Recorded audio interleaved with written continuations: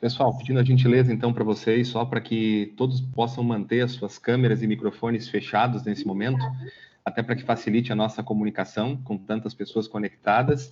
E aí, ao final de um primeiro período, a gente vai poder abrir ou o microfone ou até mesmo pelo chat para que possam vir as perguntas de vocês. Acho que isso vai facilitar bastante a nossa conversa por aqui. Legal? Gente, então sejam todos muito bem-vindos, pontualmente 10 horas. Eu me chamo Daniel Keller e é um prazer estar aqui com vocês hoje, trabalhando, né, doando do nosso tempo aí em função das micro e pequenas empresas, numa parceria com o Sebrae, para que a gente possa atravessar todos juntos esse momento e sair mais fortes, mais revigorados de tudo isso. Parabéns também para vocês que escolheram, né, essa programação nessa manhã.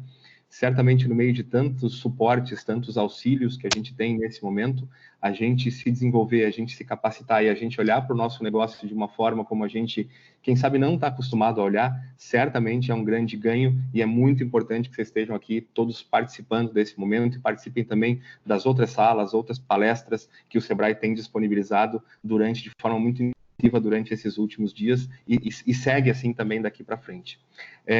Para que facilite também a visualização de vocês, para que vocês possam ir tomando nota de algumas coisas, a gente buscou construir uma conversa bastante prática, orientada para que vocês possam enxergar o negócio de vocês, refletir, tomar decisões a partir disso, e a gente possa conversar hoje aqui um pouquinho sobre novas estratégias de venda nesse pós-crise. Então, eu vou fazer a sugestão aqui de que eu vou compartilhar a minha tela aqui com uma apresentação com vocês e, posterior ao momento da minha fala, a gente abre de novo a câmera aqui para poder conversar e interagir um pouquinho mais com cada um de vocês. Legal?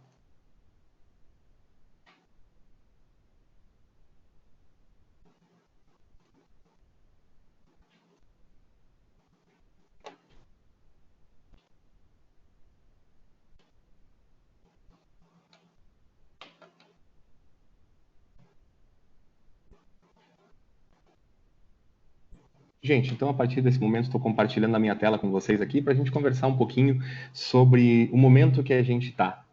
Há poucas semanas atrás, nossas empresas, nossos negócios eram de um jeito e agora a gente está num momento durante um processo de crise. Só que durante um processo de crise, muitas vezes a gente não tem lá tantas alternativas porque muitas coisas fogem o nosso controle.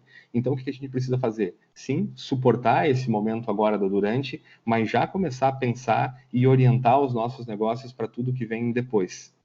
Qualquer momento de parada, seja ela uma parada localizada, a gente vive num estado aqui em Santa Catarina que já foi tantas vezes alcançado por questões climáticas, que já fez várias regiões do estado parar.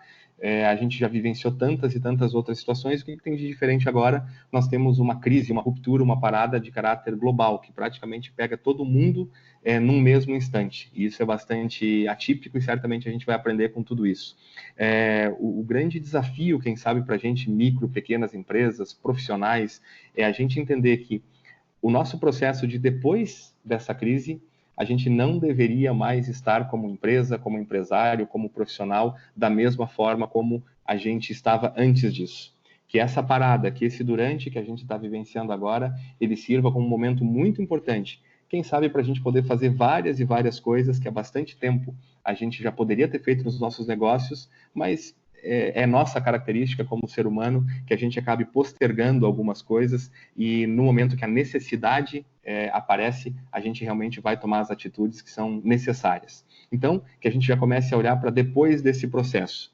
Nesse movimento que a gente está fazendo aqui hoje, pensando em novas estratégias de venda pós-crise, há 3 pontos eu gostaria de chamar a atenção com vocês desde o início da nossa conversa aqui. É que todos nós fomos pegos de surpresa com isso. Por mais que a gente via notícias, a gente não imaginava que pudesse chegar algumas semanas atrás tão forte essa realidade como chegou no Brasil, como chegou em Santa Catarina, como chegou dentro das nossas casas e nas nossas empresas. Então, acho que alguns cuidados nesse momento que a gente tem que ter. Cuidado para que no susto, na ansiedade de tomar um posicionamento de curtíssimo prazo, a gente não acabe definindo estratégias de longo prazo. A gente vai falar um pouquinho sobre isso daqui a pouco com alguns exemplos, mas a gente tem algumas estratégias para passar pela crise, mas a gente tem que cuidar que a gente não tome decisões agora que possam comprometer e inviabilizar o nosso negócio todo para frente. Então, cuidado para a gente não definir estratégias de longo prazo para momentos de curto prazo. A gente tem um momento agora de curto prazo, uma transição, um momento de excepcionalidade, mas a gente já tem que pensar a estratégia dos nossos negócios para depois desse momento. Como eu falava agora, alguns instantes atrás, a gente precisa sair diferente do que a gente entrou nessa crise, né? A crise, por conceito, é uma ruptura, né, numa linha, num desenho, numa dinâmica que a gente vinha seguindo e que, por algum motivo, nós fomos interrompidos, né? Cada um de nós vinha com as suas dificuldades particulares, com os seus desafios, com as suas oportunidades de um ano que apontava para um momento bem importante nosso no mercado, mas a gente precisa sair diferente. Eu acho que a gente tem uma grande oportunidade de evoluir e melhorar em coisas que a gente já conhecia, né, que é o terceiro ponto que está aqui. A gente aproveitar muito esse momento e promover algumas transformações que, se a gente for olhar bem friamente, a gente já sabia que elas eram necessárias. Boa parte das dificuldades que os negócios têm manifestado nesse momento, elas não são dificuldades novas. A crise, o coronavírus, ele só veio amplificar, potencializar. É como se viesse uma lupa, um microscópio em cima de dificuldades que habitualmente a gente já tinha. Mas agora elas ficaram latentes e urgentes de que a gente as trate para que a gente saia fortalecido desse momento de pós-crise. Nossa conversa, ela vai se basear em 3 grandes pilares, né, dentro dessa concepção de novas estratégias de venda pós-crise. Primeiro, a gente vai falar um pouquinho propriamente de estratégia. Depois a gente vai trazer exemplos de algumas ações engatadas com essas estratégias, e só que existe um componente comportamental, né, que é a base de absolutamente tudo isso. A gente sabe que as empresas são feitas por pessoas, pessoas são movidas por emoções, por sentimentos. Então é muito importante que nós, como empresários, como profissionais nesse momento, também compreendamos que existe estratégia, existe técnica, existe ferramenta, mas existe um elemento comportamental, que quem sabe, no frigir dos ovos, ele seja o mais relevante, o mais importante, que a gente nesse momento tenha bastante equilíbrio, para que a gente tenha clareza, a gente tenha racionalidade dentro dessa situação que a gente está, para realmente enxergar o nosso negócio, enxergar movimentos de mercado e poder se posicionar a partir dessas análises. Então, nós vamos olhar sobre essas 3 óticas: estratégia, ações e comportamentos. Vamos começar falando um pouquinho de estratégia e a gente vai tentar explorar esses 4 pontos que vocês estão vendo aí. Primeiro, quando a gente fala de estratégia, quanto eu quero vender. Depois a gente vai falar um pouquinho sobre quem é o meu cliente, o que realmente eu vendo, e vamos falar um pouquinho sobre a estratégia, se é momento de diversificar, se é momento de focar, se é momento de vender na base de clientes, se é momento de buscar novos clientes. É importante a gente salientar que em conversas como essa, como a gente alcança uma gama muito grande de pessoas, né, de empresários, de empresas de diversos portes, de diversos segmentos, de realidades diferentes, que chegaram nesse momento de crise em situações muito singulares, né? A gente jamais vai conseguir ter aqui verdades absolutas, mas que a gente possa estimular que vocês possam refletir e adequar todo o contexto do que a gente tem conversado aqui com a realidade dos seus negócios.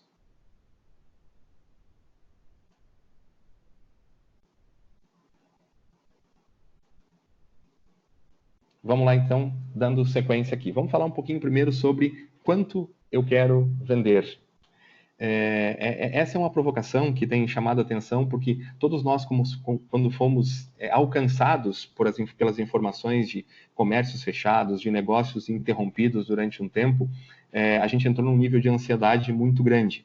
E a gente escuta comumente por aí as pessoas falando: eu vou ter muita dificuldade, meu negócio pode ser que ele não passe por isso, só que a gente não define, né, um número, uma informação para que a gente possa saber efetivamente quanto eu quero vender. Quando a gente se pergunta quanto eu quero vender, a gente já está falando de uma definição bem básica de estratégia, que é a gente usar a informação, seja ela numa caderneta, seja ela numa planilha, ou seja ela num software, seja ela num aplicativo, para que a gente possa entender qual é o tamanho do desafio que a gente tem daqui para frente. Na nossa estratégia de transição, de passar por esse momento de crise, e no pós-crise, eu vou precisar ter informação. E isso faz parte da estratégia do seu negócio. Quanto maior o número de informações que eu tenho, menor vai ser a ansiedade e maior vai ser o foco na solução. Ter a informação resolve o nosso desafio? Não, não resolve. Mas quem sabe ele traz a gente para um nível de realidade onde a gente realmente vai compreender: eu preciso vender tanto. O segundo ponto explora isso, né? A definição de uma meta de venda para os próximos 90 dias. Não pense em traçar um panorama de vendas e de resultado para o seu negócio até o final do ano, porque mês se tornou médio e longo prazo. Então, 90 dias, a gente já está fazendo um esforço de tentar prever tudo o que pode acontecer nesse cenário dos próximos 90 dias, dos próximos 3 meses. Então, definir uma meta de venda que esteja alinhada com a sua necessidade financeira. E aqui a gente já percebe que quando a gente for falar de vendas, a gente está falando de financeiro, a gente está falando dos nossos processos internos, a gente está falando de pessoas. Não existe como a gente enxergar a nossa empresa fragmentada. A gente divide, né, essas conversas por temas para ficar um pouco mais fácil a compreensão, né, de cada um dos assuntos que se trazem aqui à tona. Mas é muito importante que a gente entenda que para definir uma estratégia de venda, eu preciso ter muito clareza sobre qual é a minha necessidade financeira. Como eu comentei antes, eu ouvi muitas pessoas nesses últimos dias falando sobre suas dificuldades sem sequer compreender exatamente qual é o tamanho do seu desafio. Então, depois de eu conhecer qual é a minha necessidade financeira, considerando eventuais perdas, considerando diversos cenários, eu estabelecer qual é a minha meta de venda para os meus próximos 90 dias. E aí, a gente pode fazer uma conta bastante simplificada, né, como estratégia comercial, que é simplesmente dividir a venda que eu preciso por mês dentro de dias, ou dividir pelo número de vendedores que eu tenho, ou pelo número de clientes, para que eu possa começar a ter uma noção de qual é o esforço que eu preciso fazer para chegar no meu resultado. Quando eu estabeleço essa relação de qual é o resultado que eu quero e eu compreendo o esforço, começa a nascer a nossa estratégia. Então, só cuidem muito nesse momento, onde a gente está ansioso, onde a gente está angustiado por ver as coisas retomarem o normal, que a gente não tome decisões de construir estratégia baseada nos nossos achismos, nos empirismos ou em coisas que a gente já vivenciou. Nós temos um cenário que é bastante atípico, então dificilmente a gente vai conseguir estabelecer qualquer relação histórica com outro momento que a gente já tenha passado. Então, usem informações, definam meta para os próximos 90 dias e dividam essa meta. Quando a gente fala assim, poxa, eu tenho que vender 30 mil reais, mas você descobre que são R$ 1.000 por dia, são R$ 1.500 por dia, conforme o número de dias que você trabalha. Ah, mas eu tenho 2 pessoas na área comercial, já divide esse número por 2. Ah, eu tenho X clientes que habitualmente compram. E aquele monstro que parecia faturar 30 mil reais num mês, ele começa a ficar um pouco mais próximo da realidade, mais palpável no nosso cotidiano, e ele vai apontar o esforço que a gente tem que fazer. Vamos em frente. Quando a gente fala de estratégia, ainda a gente está falando sobre quem é o nosso cliente. E é importante que a gente reflita nesse momento para que a gente, no afã, na ânsia de querer maior resultado em venda, a gente não caia na tentação de querer vender tudo para todo mundo.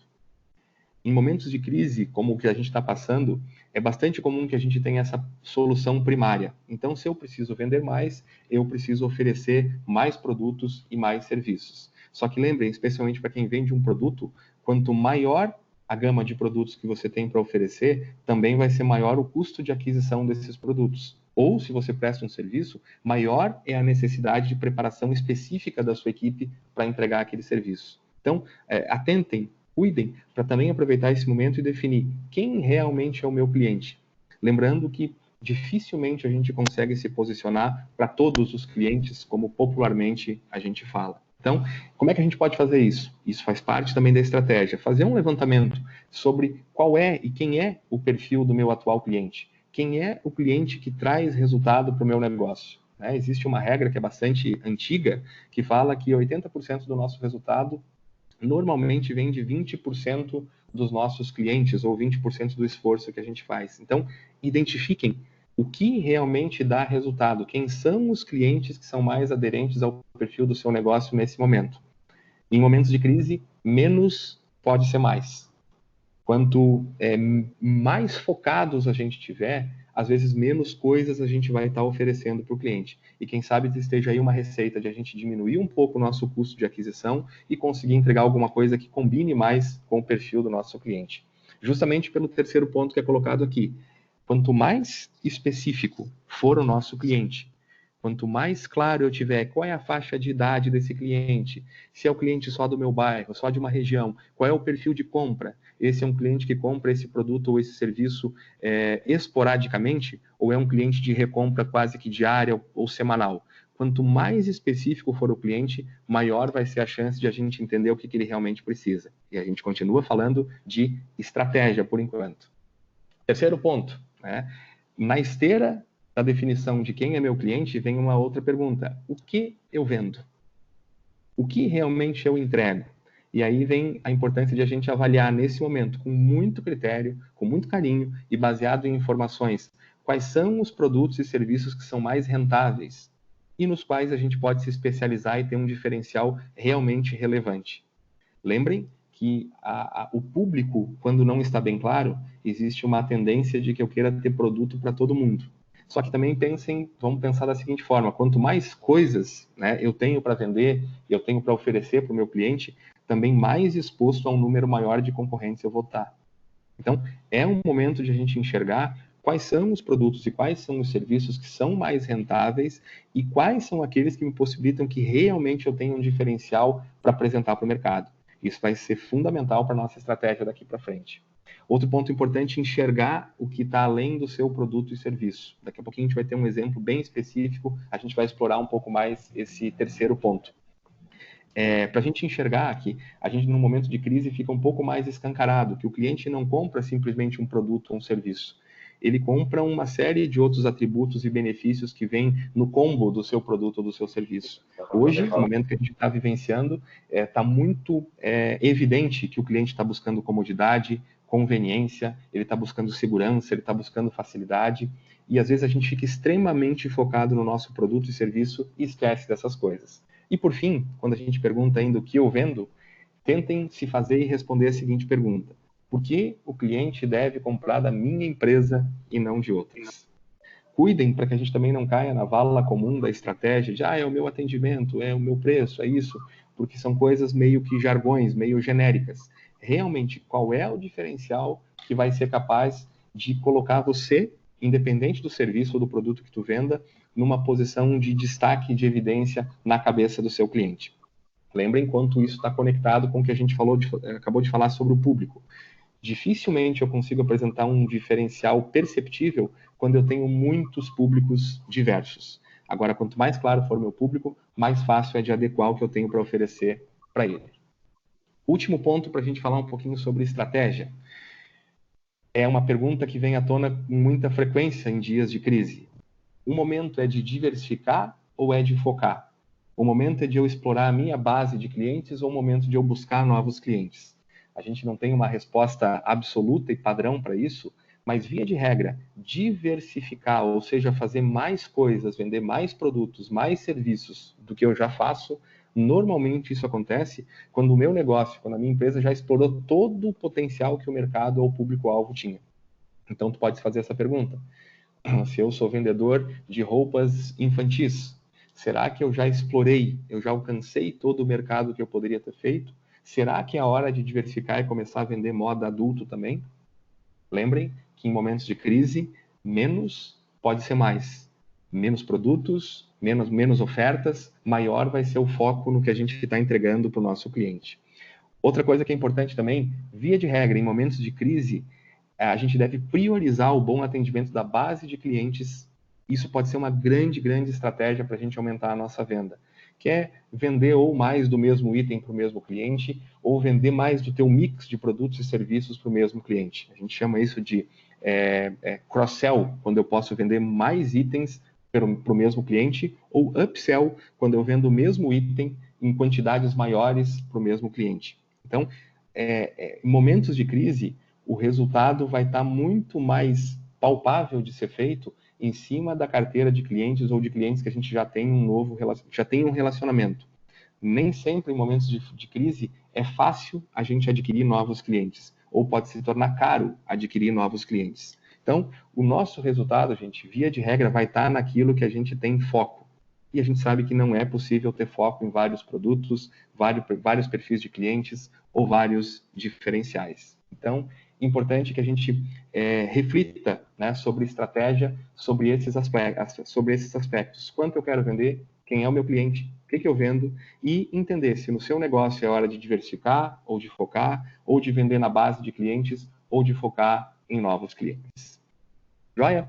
Vamos para frente para a gente falar um pouquinho sobre ações. E a gente vai tentar explorar aqui alguns aspectos sobre o uso da tecnologia, sobre estabelecer ciclo de contatos com a base de clientes ou com clientes que você já esteja em processo de negociação ou de contato, e falar um pouquinho sobre tirar o foco do produto e colocar mais energia em compreender quais são as reais necessidades atuais e futuras dos nossos clientes. E ainda diferenciar um pouquinho qual é o momento de explorar marketing e comunicação versus ações de venda. Elas são coisas complementares, mas a gente tem que ter cuidado para não colocar muita energia só de um lado e esquecer de outro. Vamos em frente, então. Vamos falar um pouquinho sobre o uso da tecnologia a seu favor. Está notório, é só a gente olhar nas nossas redes sociais, que está todo mundo vendo a necessidade de estar mais presente online, de ter delivery, quem tem essa possibilidade. Mas cuidado, né? Porque o mundo não vai ficar totalmente digital. A gente tem uma estratégia de transição que muitos negócios têm essa necessidade de usar a tecnologia.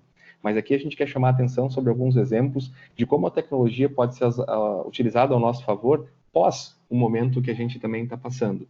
Saindo simplesmente do olhar simplista de a gente implantar um delivery, de a gente fazer um atendimento por aplicativo ou qualquer outra tecnologia que a gente possa se utilizar.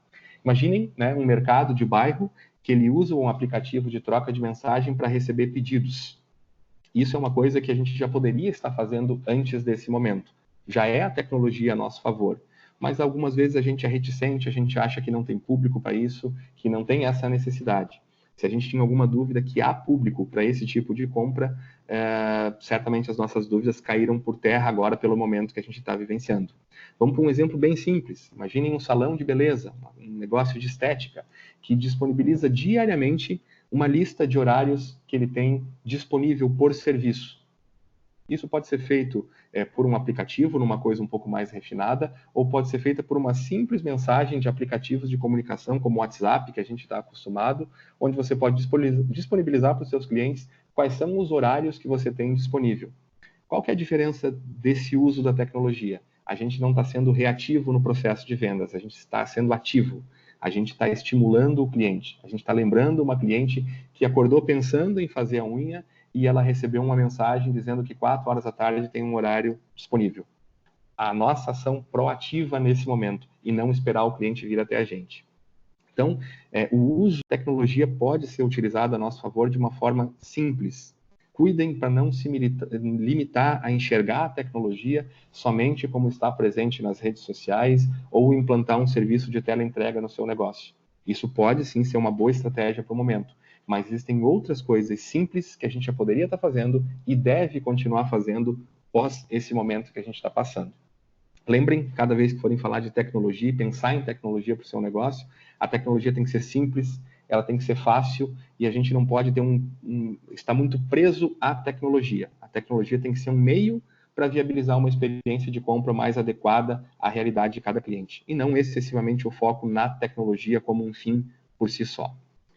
Falando de ciclo de contatos com a base ou com potenciais clientes, eu não sei para quantos de vocês é comum o conceito já de funil de vendas, que é a gente enxergar, né, o estágio que cada um dos nossos clientes está. O que é o funil de vendas? É a gente enxergar que se a gente quer um resultado de venda X lá embaixo, na boca estreita do funil, eu vou precisar estar me relacionando com um número de clientes muito maior do que aqueles. Vejam esse exemplo. Imagine uma fábrica de móveis sob medida que ela sabe, ela fez aquele levantamento que a gente sugeriu um pouquinho aqui atrás, e ela sabe que ela precisa fechar em média R$45 mil de pedido a cada um dos próximos 3 meses. Então ela precisa de 45 em abril, em maio, em junho. O que o conceito do funil de vendas nos fala? Que se eu quero ter 45 mil lá como resultado na boca estreita do funil, sei lá, eu estou dando um número genérico aqui, a gente vai precisar estar pelo menos com possibilidade de R$150 mil em orçamento. E aí vem o trabalho de cuidar, estabelecer um ciclo de contato. Às vezes a gente emite orçamento com vários clientes e fica esperando que esses vários clientes voltem a fazer contato conosco. E não faz esse acompanhamento para saber se esfriou a conversa, se eu tenho que fazer alguma coisa para esquentar, se ficou de pensar, se tem que consultar alguma outra pessoa. Então vejam que para eu chegar no resultado de 45 mil, eu vou precisar cuidar de 150. Com isso, se eu fechar 40 mil no primeiro mês, eu já começo o segundo mês com uma possibilidade de outros negócios andando. e não com aquela angústia de a gente fazer um esforço gigantesco para fazer toda a venda para cumprir uma meta e no mês que vem a gente começa praticamente do zero. Então, lembrem de estabelecer contato com a base de clientes usando o funil de vendas. Outro ponto importante, a gente aproveitar o momento que a gente está agora para compreender novas necessidades que o nosso cliente pode ter e como é que a gente pode vender mais para um mesmo cliente. Imaginem, não sei se a gente tem aqui entre nós nessa sala, alguém que seja educador físico, educadora física, que trabalhava com os seus clientes, né, com acompanhamento das suas atividades físicas. Imaginem que nesse período de isolamento social que a gente está passando, esse educador físico descobriu que o seu cliente passou a fazer exercício em casa, só que agora com a participação da sua esposa, que antes não fazia atividade física. Se a gente estiver próximo do cliente, com um ciclo de contatos com ele, nem que seja uma troca de mensagem, uma ligação esporádica, a gente pode enxergar ali uma oportunidade que, pós esse momento de crise, tem a possibilidade de eu fazer um pacote e oferecer o acompanhamento da educação física dos dois, que antes era só para um cliente, agora eu posso oferecer um pacote customizado para a necessidade dos dois. Só que vejam que a gente só consegue enxergar isso se a gente sair da ansiedade de querer fazer tudo e começar a pensar em ações práticas como essa de estabelecer um ciclo de contato com a nossa base de clientes. Esse exemplo traz à tona de que a riqueza da estratégia desse educador físico pode ser em não fazer grande esforço para adquirir novos clientes, mas sim cuidar muito bem da sua base. Quando a gente fala em ciclo de contato com o cliente, tem da expressão de pós-venda, né? Só que hoje também ficou bastante evidente que todo o trabalho de pós-venda, na verdade, ele se tornou uma pré-venda. Porque quando eu faço um contato com o meu cliente, eu estou querendo garantir que ou ele continue comprando de mim, se ele estiver pagando uma mensalidade ou um serviço recorrente, ou que ele lembre de mim em outros momentos. Então, dediquem, invistam tempo também de vocês para falar com seus clientes e compreender atuais e novas necessidades. A gente vem de momentos onde ninguém mais tinha tempo para nada. Quem sabe nesse momento de transição de crise que a gente está, as pessoas estejam com mais tempo, inclusive para nos atender por telefone, coisa que a gente já não estava mais habituado a fazer. Quem sabe os dias de hoje nos mostrem, né, como as facilidades da tecnologia, no fundo, nos deixaram distante dos nossos clientes. Então, está aí uma boa oportunidade de a gente recuperar um pouco desse tempo perdido. Falando ainda de ações, importante a gente pensar não só com o foco em cima do nosso produto ou serviço, mas vamos pensar e colocar energia em estar próximo do cliente para compreender, inclusive, outras necessidades que ele já está tendo ou que ele possa vir a ter. Se a gente observar mesmo antes dessa parada, já tem uma tendência muito clara de que cada vez mais os grupos de clientes específicos vão ter necessidades mais específicas. Então, se a gente quiser entregar um produto e um serviço para todo mundo, vai ficar cada dia mais difícil. A sugestão é que a gente possa investir tempo, se dedicar em conhecer o que a gente chama das dores dos atuais e potenciais clientes. Vamos pegar alguns exemplos para tentar entender isso na prática. Imaginem, né, um salão de beleza que, por conta desse isolamento social, ele descobriu a existência de clientes que já contratavam anteriormente serviço em domicílio. Antes, ele não tinha essa informação. Mas agora ele ficou sabendo que, mesmo antes da parada que a gente está vivenciando agora, já existia um grupo de clientes, de pessoas mais idosas ou com pouco tempo, que preferiam o atendimento em casa do que se deslocar até o seu salão. Vejam, se eu colocar o foco exclusivamente no produto ou no serviço, especialmente o serviço, nesse caso do exemplo do salão, eu vou estar pensando em quais outros serviços eu posso oferecer dentro do meu salão. Mas, na verdade, tem uma oportunidade que está fora do meu salão. E essa oportunidade, ela não apareceu só agora. Só que agora ela veio à tona e nos chamou a atenção. Então, se a gente ficar com o foco só no nosso serviço ou no nosso produto, a gente acaba esquecendo de olhar as necessidades do cliente. E quanto mais a gente conhecer a necessidade do cliente, mais vão se revelar oportunidades de a gente fazer alguma coisa diferente, de ter uma nova estratégia e a gente vender mais, a gente vender melhor. Vamos para um outro exemplo. Imaginem um pet shop que, nesse rolo todo que a gente está inserido agora, ele sentiu e compreendeu na prática uma dificuldade que ele já conhecia antes, mas ele não dava muita bola antes, que é a dificuldade logística para fazer o leve e trás dos animais para banho, para tosa, tanto da parte do cliente como da própria parte do pet shop. E aí ele resolve criar um serviço com uma unidade móvel. Ele monta uma mini unidade móvel para fazer banho, para fazer alguns outros serviços, e ele vai na casa do cliente. E ele começa a estabelecer um roteiro semanal por bairro, por região da cidade. Então, novamente, se eu tiver o foco exclusivamente no meu produto e no meu serviço, eu posso não estar enxergando necessidades, elas podem ficar ocultas. Voltem ao ponto anterior, a importância de estabelecer um ciclo de contato com o cliente. Se eu estiver próximo do meu cliente, a chance de eu enxergar essas coisas que a gente tem falado aqui é muito maior. Se eu estiver preso dentro das minhas rotinas, dificilmente eu vou enxergar essas oportunidades. Vamos para um terceiro e último exemplo, falando de tirar o foco do produto. Imagine uma pequena fábrica de chocolates que, ao invés de ela ficar batendo de frente com preço com todo mundo, ela orientou o seu foco para produtos sem açúcar ou produto com algumas restrições, exemplo, restrição de lactose. A gente sabe que cada negócio tem uma particularidade, inclusive de exigência sanitária para produzir alguns tipos de produto com restrição, mas não vamos entrar nesse mérito, vamos entrar no mérito do mercado.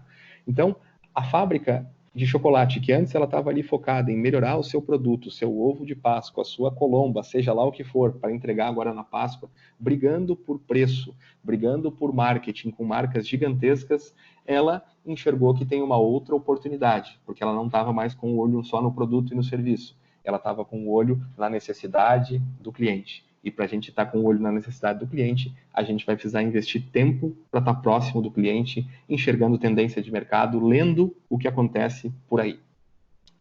Vamos falar um pouquinho, para fechar esse bloco das ações, sobre marketing e comunicação versus ações de venda. A gente falou um pouco sobre estratégia e agora a gente está fechando o bloco de ações, falando sobre essa distinção de marketing e comunicação versus ações de venda. A gente sabe que um bom marketing, uma forma bem ampla do conceito, ele tem que estar sempre bem amarrado, bem conectado com ações de venda. Mas o que a gente tem visto, né, nos últimos tempos?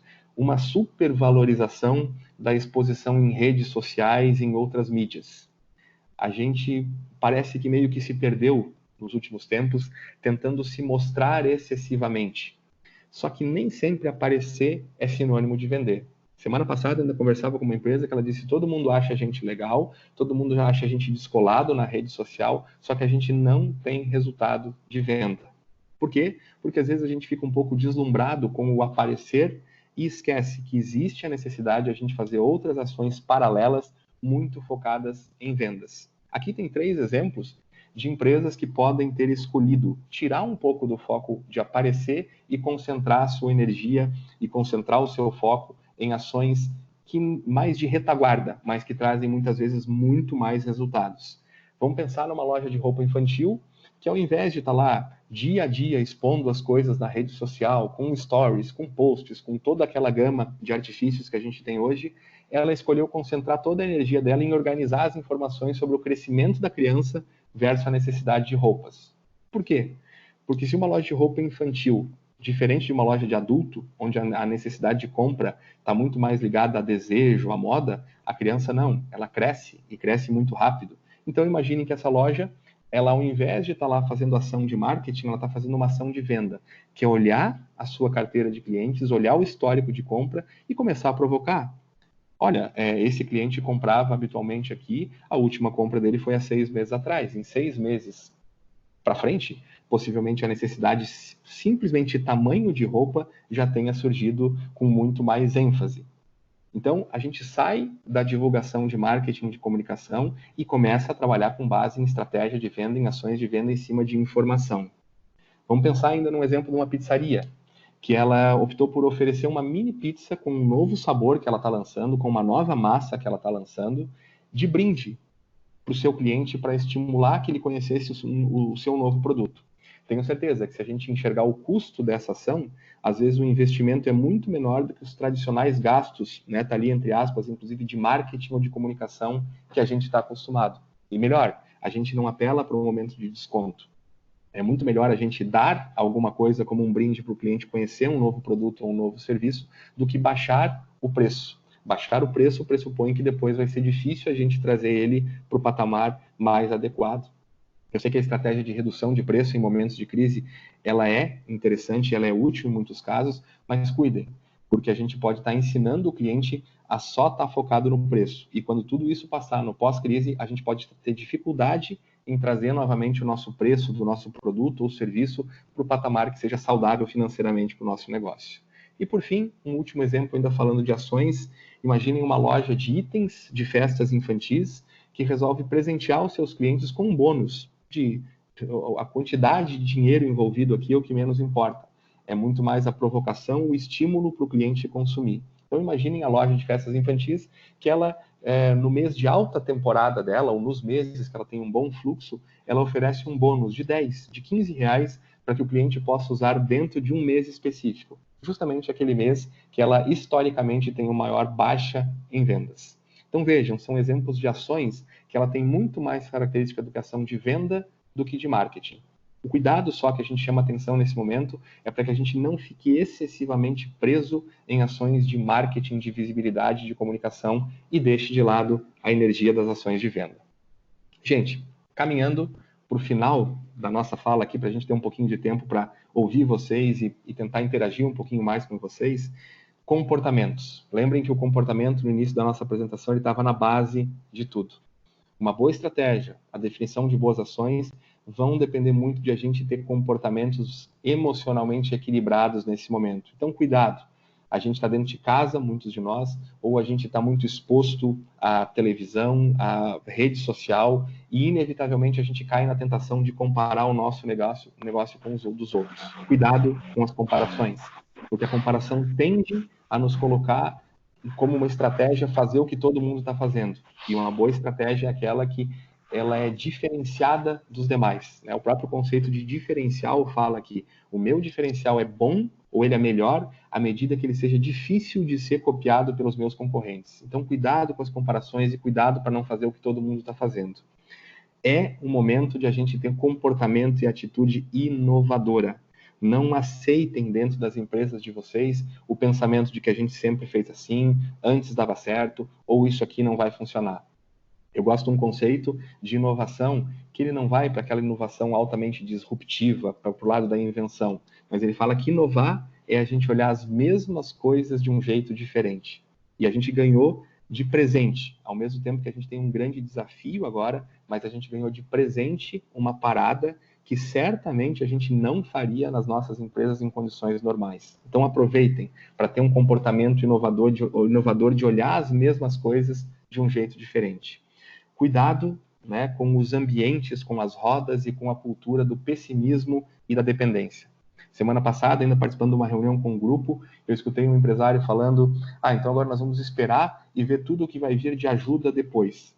Tudo o que vai vir de ajuda durante ou depois, independente do tamanho ou quanto isso vai ser útil para a gente, não vai ser suficiente se a gente não fizer a nossa parte muito bem feita. Então, é momento de a gente ter uma cultura de inovação e de fazer a nossa parte. Tudo que a gente tiver de auxílio, de apoio, pode auxiliar, mas vai depender muito da gente.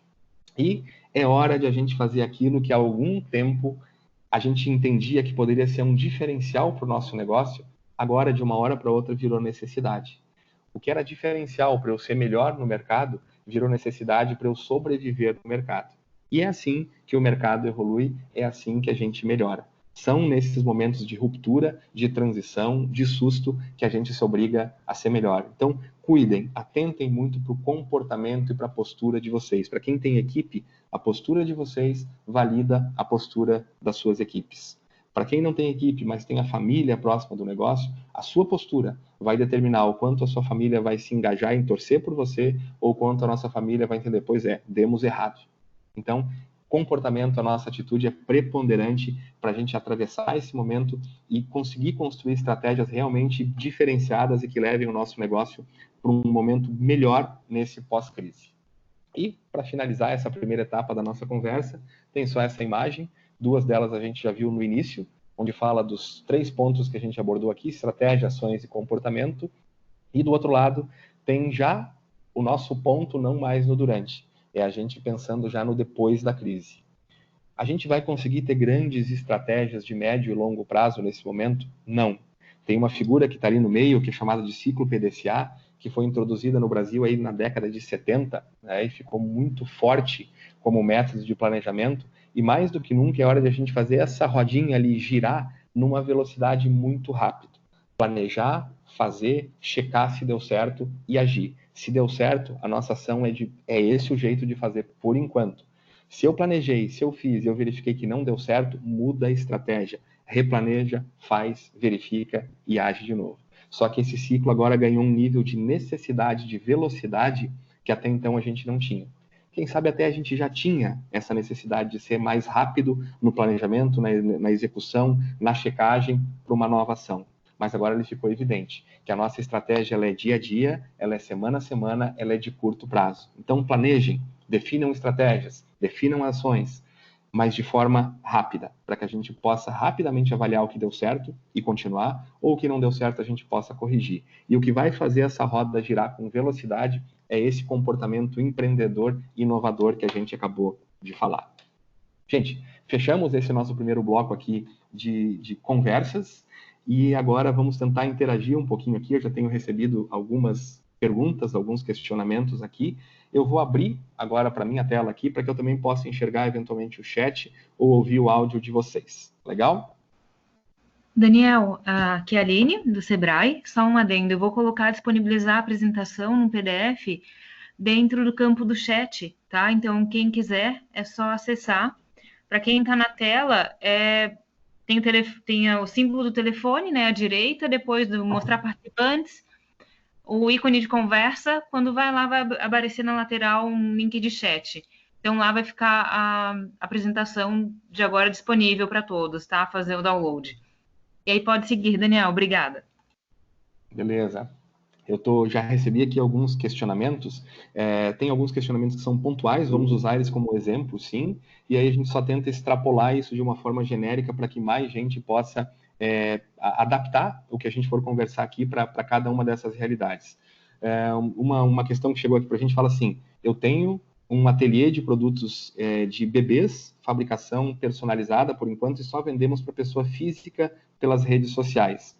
Como é que eu posso fazer um banco de clientes para esses clientes, né, para eu estabelecer um contato com esses clientes? Vejam, né, por mais que a gente tenha uma interação só à distância com os nossos clientes, por Instagram, por outra rede social qualquer, a importância de a gente saber quem é o nosso cliente. Quem sabe isso possa ser feito de uma forma muito simples, que não envolva nem muita tecnologia.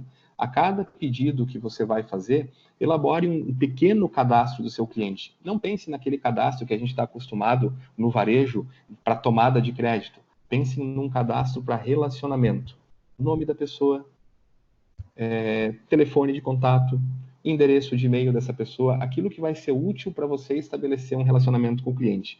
E agora, se é este exemplo, né, focado no ateliê de bebê, quem sabe compreender qual é o estágio, né, de idade do bebê em questão, desse seu cliente nesse momento, ele pode ajudar a fazer aquele desenho para que a gente possa ofertar, com o passar do tempo, outras coisas para esse bebê, para essa família, que sejam condizentes com o ciclo, com o momento de idade daquela criança. A gente sabe que o que a gente oferece, né, seja de enxoval ou de complemento para um bebê recém-nascido, é diferente de quando ele tem 1 ano, 2 anos, 3 anos, e aí segue o ciclo. Então, é importante que a gente tenha essa base de clientes, pode ser uma planilha, pode ser uma lista, pode ser até mesmo um caderno. Eu conheci uma pessoa um tempo atrás que faz venda de produtos pela rede social e ela tem um caderno, onde cada folha é o nome de um cliente. E mais, além desses dados básicos, ela registra o que ela conversou com esse cliente. O cliente me pediu tal item e eu não tinha.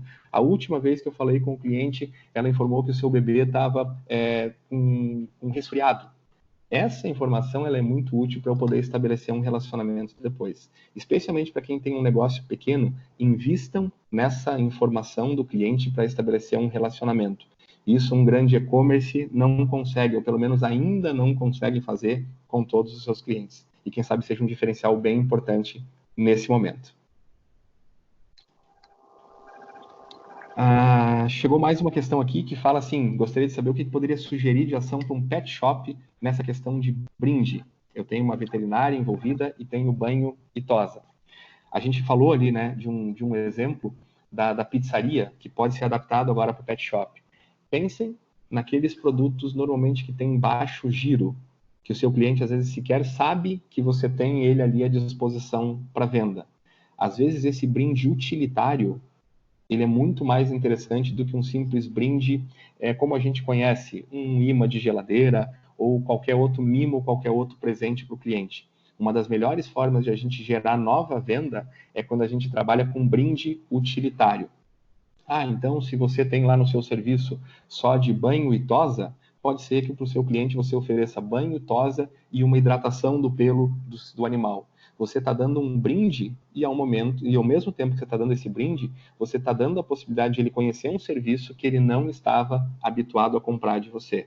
Então, ele é um presente nesse momento, mas é como se fosse uma degustação lá no supermercado ou numa padaria, quando a gente tem um bolo que a gente normalmente não leva para casa, mas ele está lá em cima do balcão. Eu provei, gostei, a chance de eu levar é grande. Então, é mais interessante a gente focar hoje pensando em venda. Lembrem a diferenciação de ação de venda e ação de marketing. Às vezes traz mais retorno um brinde que seja um produto ou um serviço, desde que dentro de um custo que não comprometa o resultado financeiro da empresa, do que propriamente a gente dar um mimo ou um presente que não tenha tanta relação com o negócio.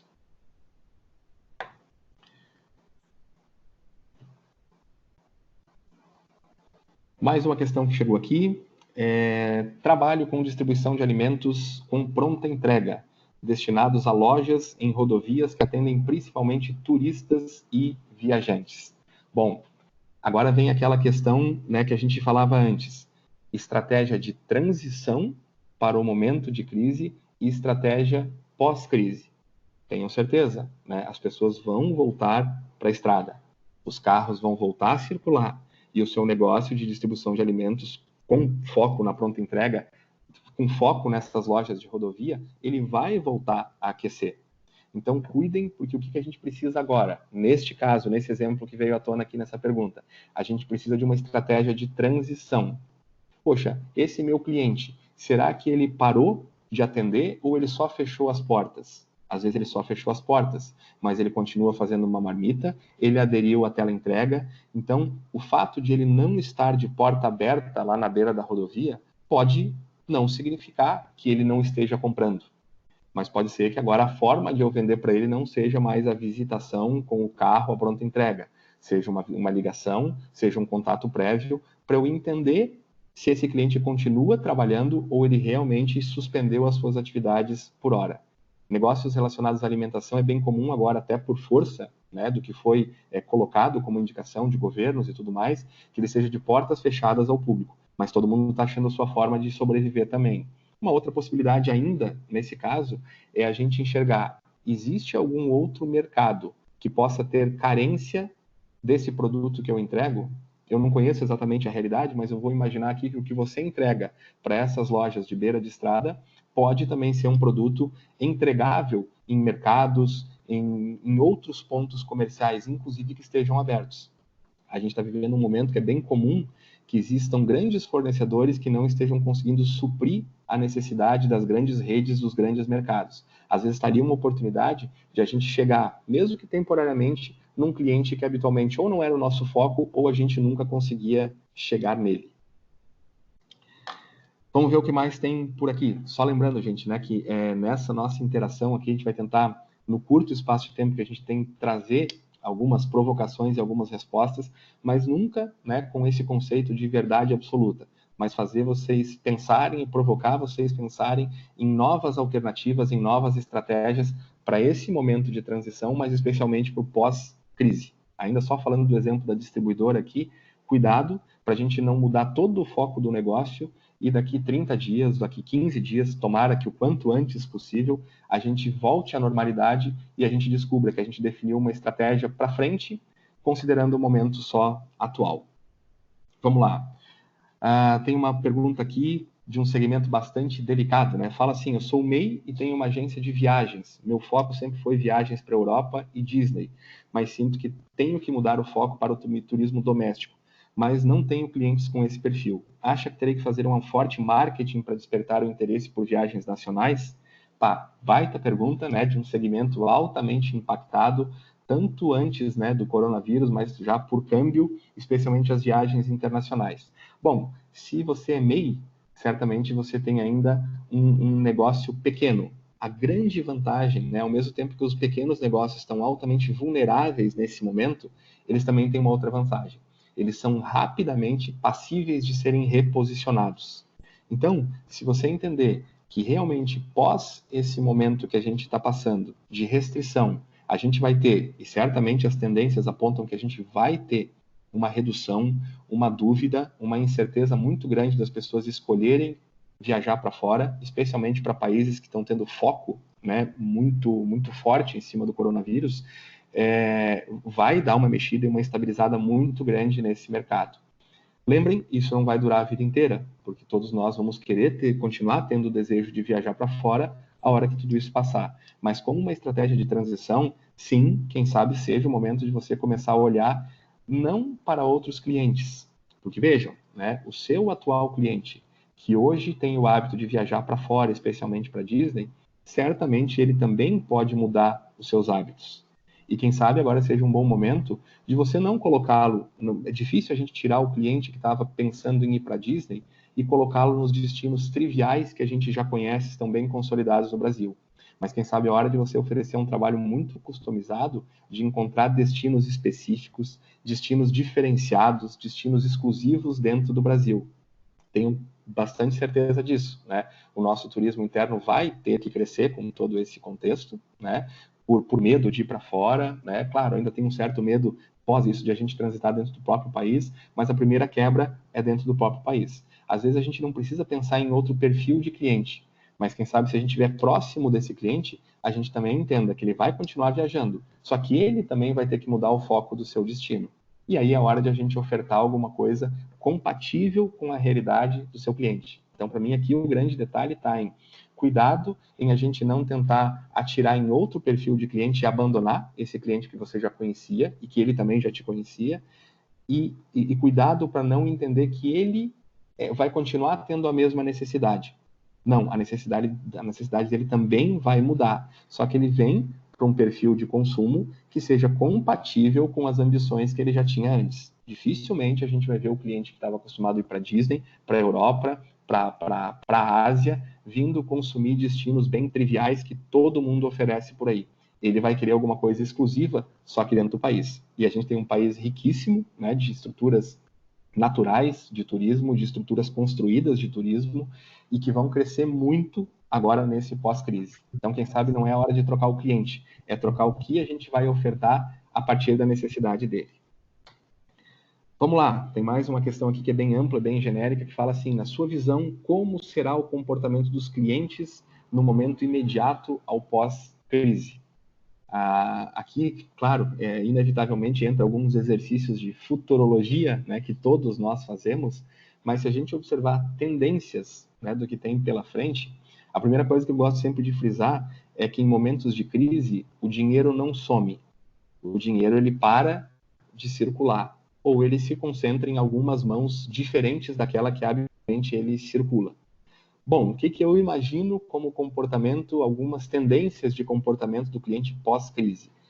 Imediatamente, né, agora após esse nosso momento de reclusão e de isolamento social, a hora que nós tivermos uma sinalização de poder voltar às ruas, de poder voltar aos comércios, eu acredito numa sensação de todo mundo ir para a rua, de todo mundo consumir. Até porque existe já uma gama de estímulos, e eu acho que isso é um ponto positivo, né, desse momento todo que a gente está passando, de a gente consumir no nosso bairro, de a gente consumir do pequeno. Eu acredito que essa resposta vai vir. Até porque essa crise que a gente está passando, ela tem uma característica bem singular.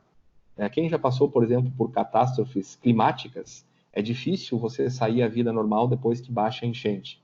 Só que no momento que a gente está passando, depois que passar o nosso momento de reclusão e de isolamento social, a gente vai poder voltar rapidamente com todas as estruturas aí à nossa disposição. Por isso que a gente tem que pensar muito forte no pós. A gente quer que o durante que a gente está vivendo agora, ele passe rápido. Todo mundo está torcendo para isso. Mas lembrem-se que o momento é de a gente já focar no pós. Eu enxergo um consumidor extremamente ávido por consumir, num primeiro momento, de ir para a rua, de se reunir com as pessoas, e onde tem essa combinação de ir para a rua e estar com pessoas, o consumo vai acontecer. vamos sair dessa quarentena, vamos voltar a conviver, né, com as pessoas. Então, acredito nesse boom de a gente se sentir livre e querer ir para a rua. Depois, eu acho que vem o momento de a gente avaliar o que foi capaz, né, o que esse momento que a gente está passando foi capaz de criar nova cultura de consumo ou quanto foi só um susto. Mas é inegável que algumas tendências já estão desenhadas. O excesso, né, de preocupação que a gente vai continuar tendo com tudo que se refere à nossa saúde, desde questões de a gente chegar melhor, hoje a gente está vendo, porque sabe, boa parte de nós não está enquadrado em grupo de risco por faixa etária, alguns de nós já estamos inclusos, mas ficou bastante evidente que vai ter um excesso de preocupação para que eu possa chegar na minha faixa etária de risco bem de saúde. E para isso eu vou ter que começar a me cuidar a partir de agora. Então, acho que tem uma crescente de negócios relacionados à saúde, a bem-estar e cuidado que vai acontecer, né, como tendência de consumo daqui para frente. Vamos ter, durante um próximo momento, sim, um excesso de preocupação com tudo que diz respeito ao que e de quem a gente está consumindo. Então, tenho certeza, a gente vai ser muito mais criterioso ao sentar na praça de alimentação de um shopping, na mesa de um restaurante e analisar a limpeza do ambiente. A gente vai ser muito crítico sobre onde é que esse alimento é feito, qual que é a procedência dele. Porque todas as questões sanitárias que a gente tinha até então, elas não pegavam muitos de nós, a gente preferia nem pensar nisso. Só que agora as questões sanitárias, elas saíram do aspecto de normalização e normatização dos negócios e elas ganharam uma expressão de preocupação com a vida, porque elas chegaram, né, num patamar de a gente entender um pouco mais o que é um vírus, o que é uma bactéria, o que é uma cozinha não bem higienizada, o que é uma mesa não bem limpa, o que tudo isso pode ocasionar. Então, acho que tem uma crescente de consumo e depois uma conscientização sobre alguns aspectos, né? E, por fim, né, dentro de tantas coisas que a gente poderia falar, a tendência, sim, da compra utilizando a tecnologia, apelando para a comodidade, pelo conforto de casa. Eu acho que a gente descobriu que pode consumir coisas a partir de casa, diferente do que a gente já consome em e-commerce. A gente pode ter as nossas necessidades triviais do dia a dia supridas não por e-commerce, mas por operações que a gente possa startar elas a partir de casa. Gente, estamos com o nosso horário aqui chegando na reta final, né? Tem mais uma questão que chegou aqui ainda. Fala sobre pessoas que prestam serviços. Como vender serviços nesse momento, né? Apareceu ali, né, ou teve um exemplo de massoterapeuta, alguém está citando isso. Poxa, a gente tem, nos últimos anos no Brasil, o maior número de negócios que abre, o Sebrae sabe bastante disso, né, conhece bem disso, são negócios de prestação de serviço. Prestação de serviço com maior estrutura ou prestação de serviço autônoma, muitas vezes de uma só pessoa de forma independente. Aí vem um pouco do resumo de tudo aquilo que a gente conversou. Se eu sou um prestador de serviço, nesse momento, o meu serviço foi impossibilitado porque ele dependia desse contato físico, né, meu com os meus clientes, com o mercado que eu atuo. Há a possibilidade de, momentaneamente, eu entregar este meu serviço para o mesmo cliente que eu já entregava antes, só que de outra forma, e aí vem a natural reinvenção que todo mundo está tentando fazer, né? Quem sabe agora as pessoas não tenham a liberdade de receber um profissional de estética, de massoterapia em casa, até porque ainda estamos envolvidos nesse contexto de reclusão e de isolamento social. Mas quem sabe nesse tempo o que a gente vai ter que fazer? A gente não vai ter que pensar exclusivamente no momento durante que a gente está, o prestador de serviço. Ele vai ter que pensar, sim, em equacionar a sua situação financeira neste momento e atravessar, sobrevivendo a esse momento, mas ele já tem que estar mirando no pós. A prestação de serviço vai continuar acontecendo, ela vai voltar com força, só que quem sabe a gente tenha que se reposicionar como prestador de serviço e considerar que a gente vai poder oferecer mais coisas sem estar presencialmente com o cliente. Porque o nosso próprio cliente pode ter descoberto que a comodidade que agora foi forçada pode ser uma coisa que ele queira continuar tendo. Então, para prestadores de serviço, eu acho que tem um grande diferencial. Tem uma estratégia clara de como a gente atravessa financeiramente esse momento de impossibilidade de prestar o serviço. Isso é uma coisa. É uma estratégia pontual, né, de transição desse momento que a gente está passando. Mas já pensem em quais são as oportunidades que vão vir no depois. O depois vai ser muito maior e vai ser contínuo do que esse momento pontual que a gente está passando. se realmente não tem o que você, como prestador de serviço, fazer nesse momento para continuar mantendo o seu serviço sendo prestado. Volte para aquele ponto que a gente comentou aqui no começo da nossa palestra sobre a importância de se relacionar com o cliente. Ligue para o seu cliente, veja como ele está, entenda o que ele está precisando, veja se há alguma coisa que você mesmo à distância pode oferecer para ele, nem que seja uma dica, uma recomendação, nem que seja simplesmente ele sentir que você lembrou dele e está perto dele nesse momento. Os prestadores de serviço, quem sabe, sejam grandes impactados nesse momento porque não tem um produto para ser entregue à distância. Quando a gente não tem um produto para entregar à distância, a gente pode entregar informação, a gente pode entregar relacionamento, a gente pode entregar proximidade, e tudo isso vai ajudar a gente, estando perto do nosso cliente, mesmo não podendo chegar até ele, entender o que é que nós podemos adequar para que ali na frente, no momento da retomada, a gente tenha serviços mais adequados à realidade desse novo cliente que vem por aí. Gente, nós chegamos ao fim, né, do nosso tempo aqui. A gente também quer ser bastante preciso com isso, porque a gente sabe que todos vocês também pararam as suas reuniões, as suas atividades para estar nesse tempo importantíssimo. A gente agradece muito, muito, né, todos vocês que escolheram estar aqui nessa última hora para a gente conversar um pouquinho, frisando, não é o momento das verdades absolutas, mas é o momento de a gente provocar reflexão para que a gente possa aproveitar esse momento e enxergar a nossa empresa como a gente ainda não tinha enxergado. Eu falava antes que, ao mesmo tempo que nos pegou todos de surpresa essa situação, a gente ganhou de presente um momento para parar e refletir sobre os nossos negócios, que quem sabe na nossa loucura e na nossa correria do dia a dia a gente não o faria. Então, aproveitem essa oportunidade de parar e repensar os seus negócios. Aproveitem toda a estrutura que o Sebrae tem colocado à disposição. O Sebrae tem uma gama de serviços, de soluções e de canais que vocês podem acessar através do sebrae.sc/coronavírus, né, que é uma página, um hot site feito específico também para esse momento de transição, e lá vocês vão poder ter uma gama de informações, de serviços, de possibilidades, de como o Sebrae pode continuar dando suporte para vocês, tanto nesse momento durante, preparando cada um de vocês para esse momento pós. O momento vai chegar, vai passar, e a gente precisa sair fortalecido de tudo isso. Então, muito, muito obrigado pela presença, pela interação de vocês.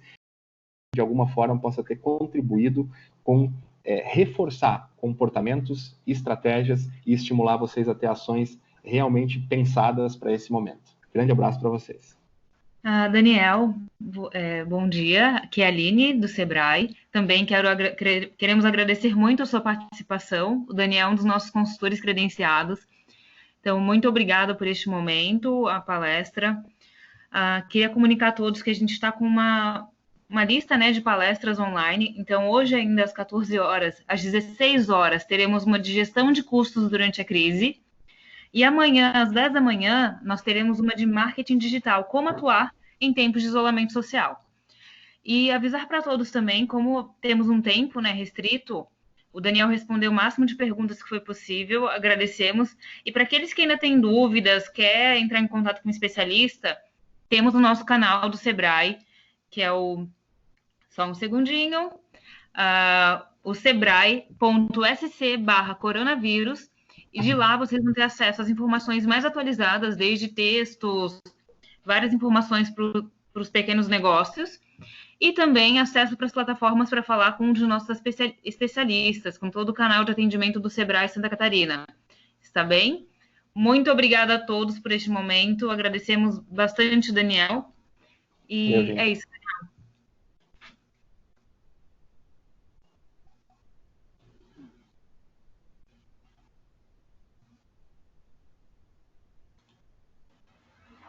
Vou deixar aqui. Todo o material será encaminhado por e-mail para os inscritos. E também a palestra foi gravada e vai ser disponibilizada na landing page da inscrição. A gente encaminha tudo por e-mail para vocês. Muito obrigada pela participação e até a próxima.